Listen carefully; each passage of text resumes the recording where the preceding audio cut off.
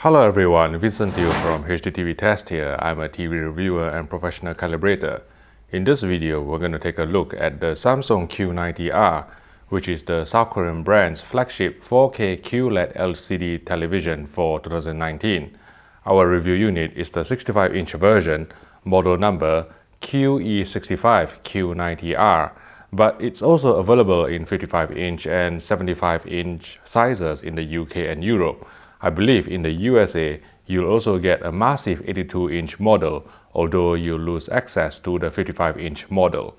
Key features on the Samsung Q90R include a native UHD resolution of 3840x2160 pixels, VA-type LCD panel with full array local dimming direct lit LED backlighting, quantum dot technology, quantum processor 4K with AI upscaling, ultra-wide viewing angle, as well as HDR support for HDR10, HLG and HDR10+, but not Dolby Vision format. The design is practical. It's a direct lit LED LCD TV, so it won't win any Slim TV awards. But at least the bezel is thin enough not to distract from the picture in a dark room. The panel is anchored by a surprisingly heavy IMAX-style stand, which provides space for placement of a soundbar, preferably a Samsung one at that.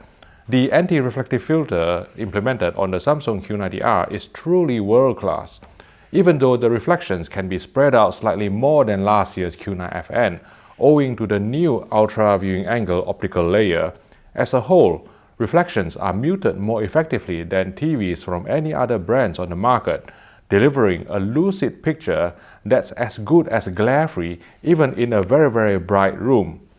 The connections are found on the external One Connect box, which is now synonymous with high-end Samsung televisions.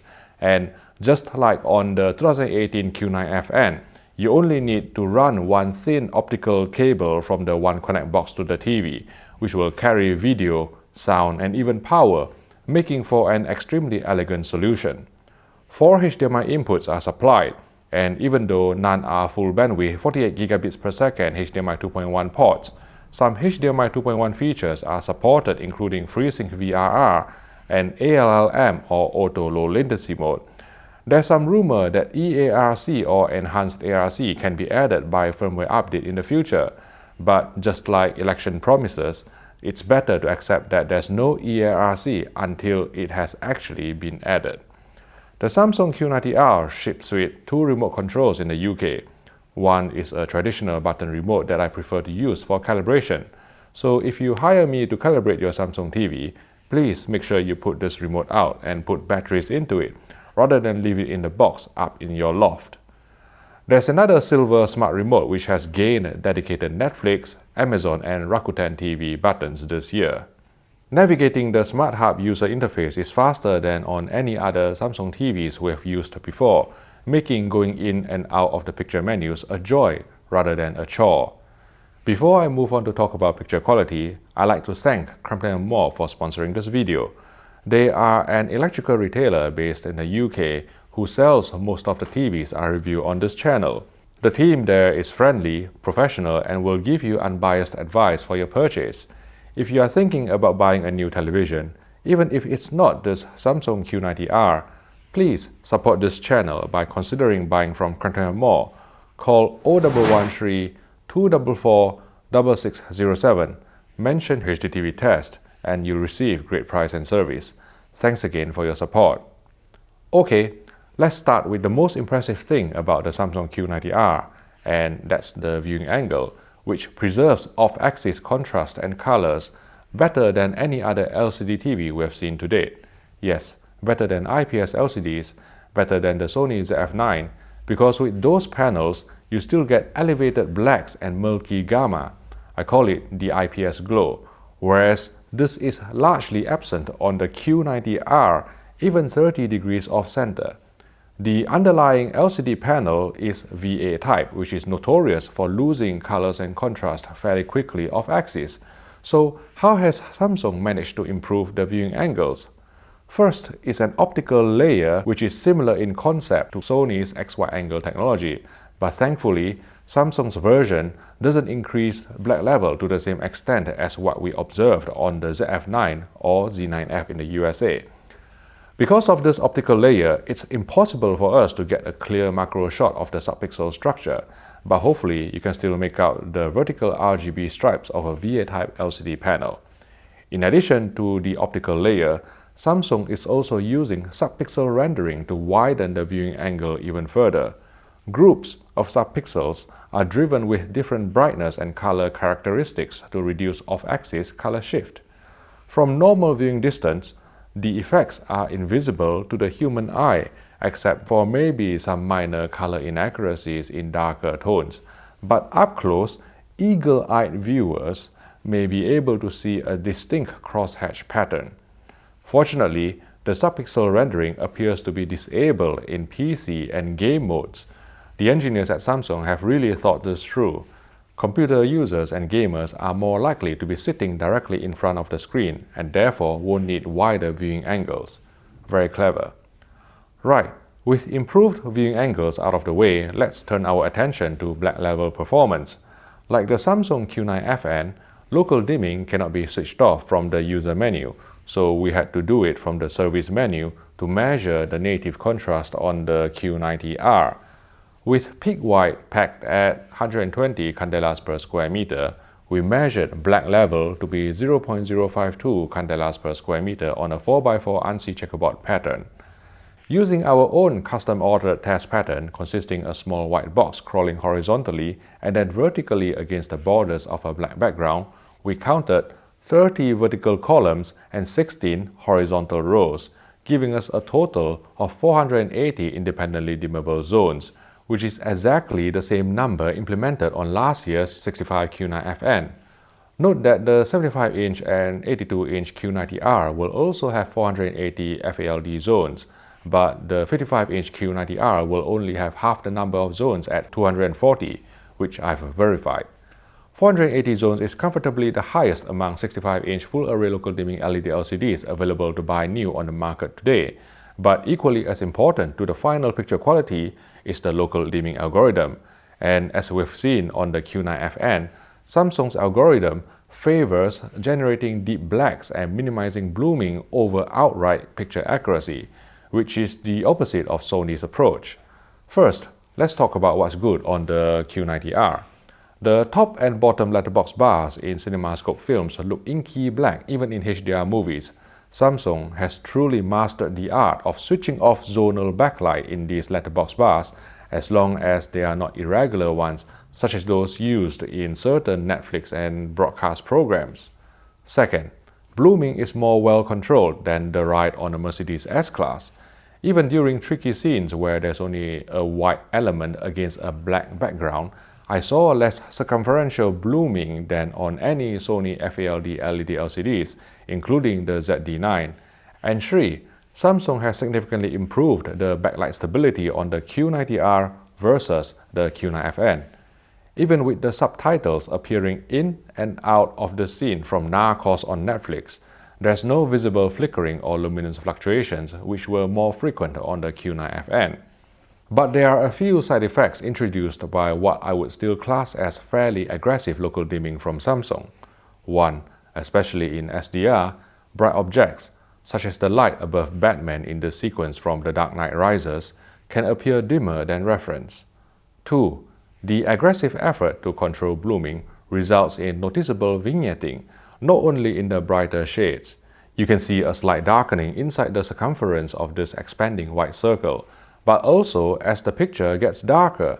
This is a 10% window in HDR where local dimming has to be set to high to unlock the TV's peak brightness in full. And you can see that as I go down to 5% video stimulus, there's vignetting encroaching on the rectangle. Shadow detail is clearer than on the Q90FN, but still darker than on Sony LED LCDs, as you can see in the scene where Voldemort's army is amassing on a hilltop in the final Harry Potter film. The important thing to remember is that more shadow detail doesn't necessarily mean that it's correct.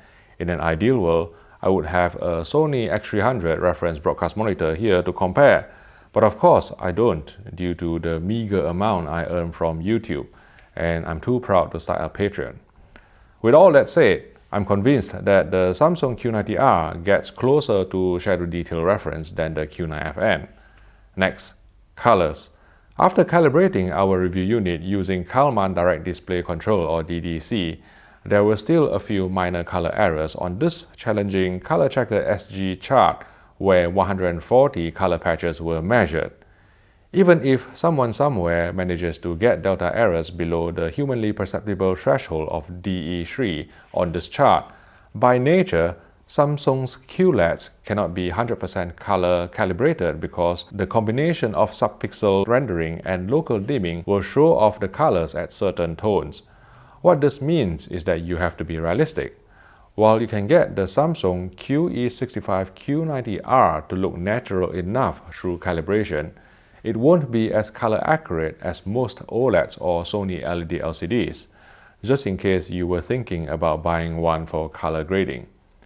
Screen uniformity was very good on our review unit, with no noticeable bending and very little dirty screen effect or DSE on full-field gray slides, although the edges of the screen exhibited a cooler tint which may be caused by the subpixel rendering to improve viewing angles. Motion. You can increase motion resolution from the sample and hold baseline of 300 lines to 1080 lines or even higher by engaging Auto Motion Plus. But Samsung's motion compensated frame interpolation is more prone to artifacting than Sony's motion flow system. Also, if you tweak the Auto Motion Plus custom settings, which is necessary for 5.5 pull-down without telesemic judder nor incurring soap opera effect, and if you apply the same motion settings to 50Hz interlaced broadcast, while using a Humax Freeview Play recorder set to output 1080i, there's visible microstutter especially after scene cuts. Some people see it, some people don't, but this sort of microstutter has been present on Samsung TVs for more than a few years now. The Samsung Q90R also offers black frame insertion or BFI, which can be activated using the LED clear motion control. For 60Hz content, it works fine if a bit flickery in brighter scenes, but for 50Hz broadcast material that we get in the UK and Europe, there's forced interpolation and unmistakable frame skipping, presumably because the BFI operates at 60Hz. Otherwise, video processing is excellent, with the AI upscaling particularly impressive. The Samsung Q90R more than held its own against Sony's powerful X1 Ultimate chipset in this side-by-side comparison of a 576i terrestrial broadcast from ITV3, rendering the patterns on the sweater and the grass on the ground with slightly greater clarity. And this achievement is made all the more outstanding by the fact that overscan cannot be disabled on the Samsung Q90R in standard definition, which already puts it at a disadvantage versus the Sony. With 1080p Blu-rays, Sony's X1 Ultimate processor retrieved a bit more detail from Daniel Craig's face in the scene from Skyfall, but overall, the upscaling capability on the 65 Q90R is still one of the best on the market. Gradation has improved too over previous Samsungs. The sky in the 4K Blu-ray of The Martian looked smooth without significant posterization, even without engaging Digital Clean View, which contains a decontouring filter alongside noise reduction. For HDR, once calibrated to D65 white point, peak brightness measured 1600 nits on a 10% window and 550 nits full field. DCI-P3 color gamut coverage came in at 95%, which is surprisingly lower than the 98 or 99% we were measuring on 2017 and 2018 QLEDs. We wonder if the new ultra viewing angle optical layer has anything to do with this. Also, if you look at the quantum dot spectral power of distribution captured using our Jetty 1511 reference spectral radiometer, you can see that the curves have changed slightly from last year. Just like last year, the default EOTF tracking in the most accurate HDR movie mode on our Samsung Q90R review sample was still much brighter than the ST2084 perceptual quantization or PQ standard. As you can see from this chart here, the yellow line is the reference. It's how much light should be put out by the screen at each brightness interval for HDR10 content, which works in absolute rather than relative terms. And the Q90R overshoots the reference standard by a fair amount pretty much throughout the entire luminance range. Furthermore, even after we calibrated the QE65 Q90R to track PQ correctly, there's undefeatable dynamic tone mapping that worked under the hood to brighten the HDR picture again. Here, I'm displaying windowed grayscale patterns in HDR, and our calibrated Samsung Q90R output similar levels of brightness as another TV that tracked PQ accurately. However, notice that once I summoned the information bar from our Oppo 203 4K Blu-ray player, the pattern would brighten momentarily before settling down again. While many non-critical viewers may prefer this type of HDR picture that is skewed brighter intentionally, there are side effects even if you don't care about the notion that you are no longer seeing the creator's intent. First, by brightening the average picture level this much, less headroom is available for specular highlights to be properly expressed, and so bright detail will look more compressed and less visible even on a 1600 nit display such as the Q90. For example, the creases on Batfleck's white shirt in Batman vs Superman appeared more clipped than a comparison display which tracked PQ correctly, even when the Samsung Q90R boasted a higher peak brightness. In addition, the EOTF brightening also brought out more noise and posterization in certain HDR films, possibly due to luminance stretching.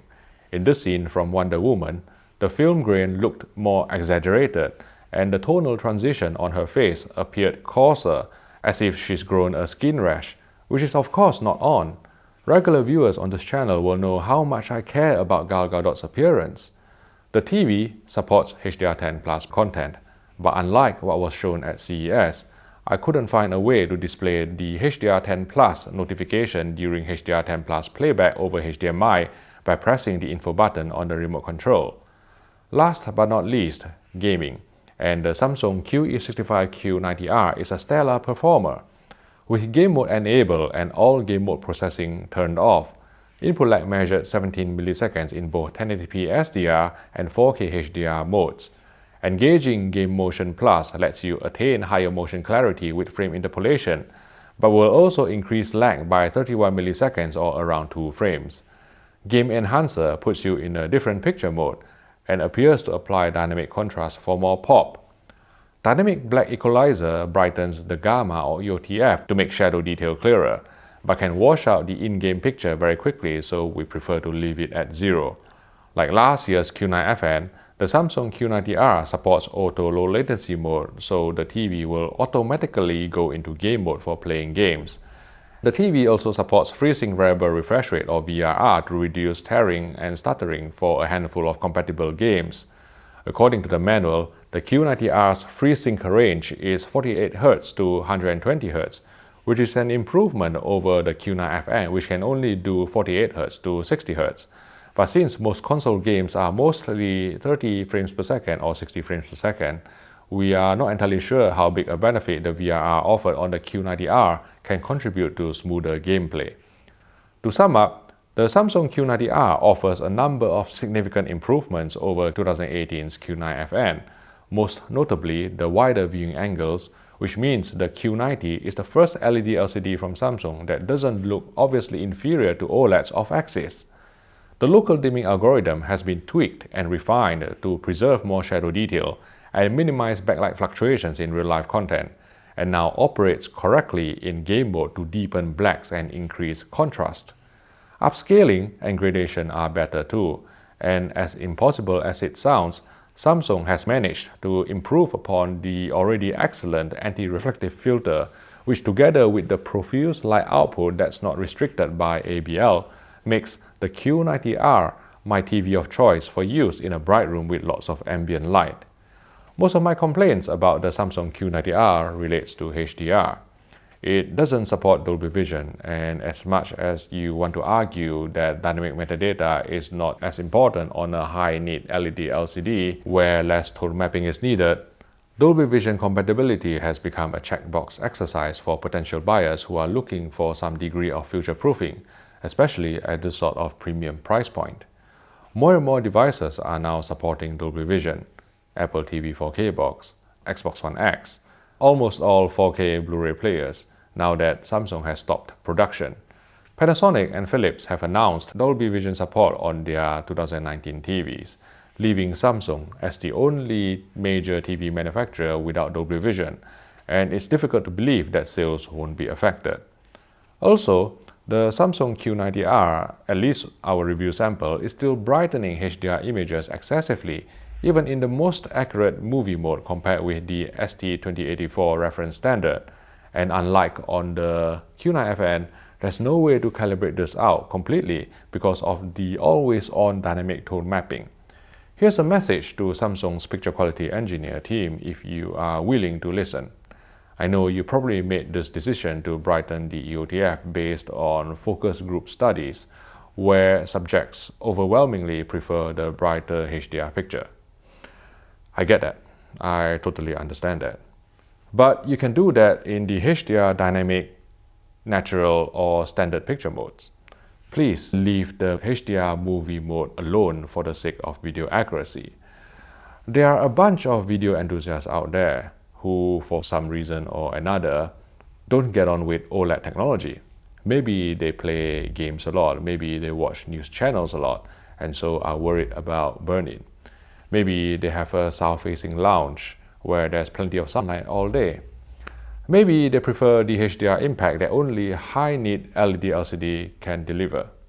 My point is, you already make the best 4K LED LCD on the market in 2019, with the most impressive viewing angles, the highest number of local dimming zones, the highest peak brightness, and the least amount of blooming artifacts. And it is on account of these strengths that the Q90R deserves our highly recommended award. But I beg you, Samsung, please, to at least offer a HDR picture mode that respects the PQ EOTF standard instead of brightening it excessively in all picture presets. Those two, contrary to what you may believe, are not actually mutually exclusive. And by giving video files a reference picture mode, you can widen the appeal of your QLEDs without alienating casual viewers who prefer a brighter image. That's all I ask, and thank you for listening. If you found this video useful, please click the like button and subscribe to the HDTV Test YouTube channel for more videos like this. Thank you for watching, and I'll see you in the next video.